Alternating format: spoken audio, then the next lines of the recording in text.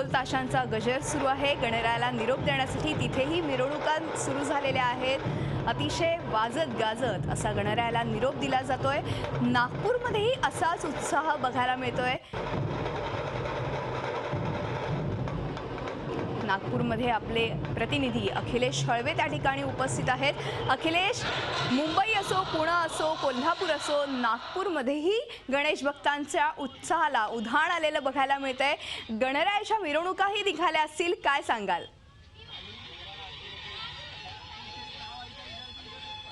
खरं मधुरा, आणि सकाळपासून विसर्जनाची लगबग सर्वत्र सुरू झाली। नागपूर जवळपास 1350 सार्वजनिक मंडळांनी गणपती स्थापना केली आहे। तसंच घरगुती सुमारे 3 लाख ठिकाणी मूर्तीची स्थापना झाली आहे आणि सकाळपासूनच विसर्जनाची धामधूम सुरू झाली। या क्षणी फुटाळा तलावाच्या तिथे आहे आणि ह्या ठिकाणी अशा प्रकारे मूर्तीच्या विसर्जनाकरता लगबग सुरू झाली आहे, तयारी सुरू झाली आहे। भक्त मोठ्या प्रमाणात तिकडे येत आहेत आणि विसर्जन करण्याकरता इथे येत आहेत। आणि महत्त्वाचं म्हणजे असं होत असताना या ठिकाणी एकीकडे तलावाच्या तिथे विसर्जन तर होतच, पण याशिवाय कृत्रिम तलाव देखील अनेक ठिकाणी केले गेले आणि इथे मोठ्या प्रमाणात लोकांचा उत्साह आहे। इथून आरती देखील केली जाते आणि आरती केल्यानंतर बाप्पाचं विसर्जन देखील केलं जातं। त्यामुळे मोठ्या संख्येने ते भक्त आलेत आणि शेवटची आरती बाप्पाला करून ते कुठेतरी बाप्पाला विदाई करण्याची पूर्ण तयारीला लागलेत। आणि अशा नागपूरात अशा 11 ठिकाणी, त्यासोबतच नागपूर महानगरपालिकेने अनेक ठिकाणी कृत्रिम तलाव देखील केले आहेत आणि असे 148 कृत्रिम तलावाच्या माध्यमाने विसर्जनाची सोय केली। त्यामुळे अशा प्रकारे नागपुरात आज विसर्जनाची सगळीकडे मोठ्या प्रमाणात लगबग सुरू झाली आहे। बरोबर। आणि सर्वत्र बाप्पा मोरया, पुढच्या वर्षी लवकर या, गणपती बाप्पा मोरयाच्या गजरात बाप्पाचे विसर्जन होत आहे आणि संपूर्ण नागपूर आज गणपती बाप्पा मोरयाच्या जय जयकाराने दुमदुमून गेलाय। मधुरा, खरे अखिलेश, सगळीकडेच आज महाराष्ट्रात गणरायाचा जय जयकार ऐकायला मिळतोय। गणपती बाप्पा मोरया, पुढल्या वर्षी लवकर या, असाच गजर सध्या सगळीकडेच घुमत आहे।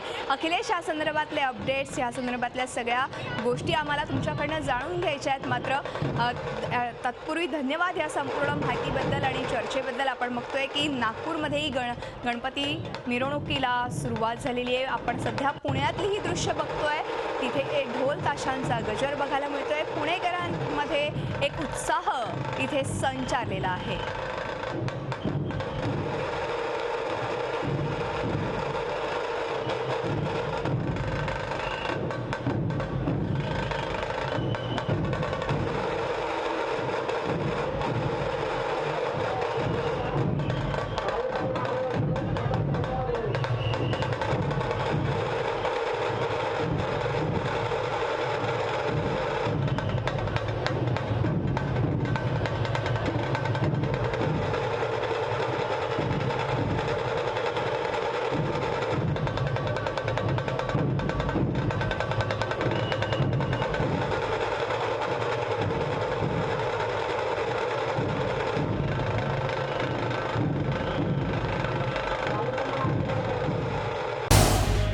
झी 24 तास रहा एक पाऊल पुढे।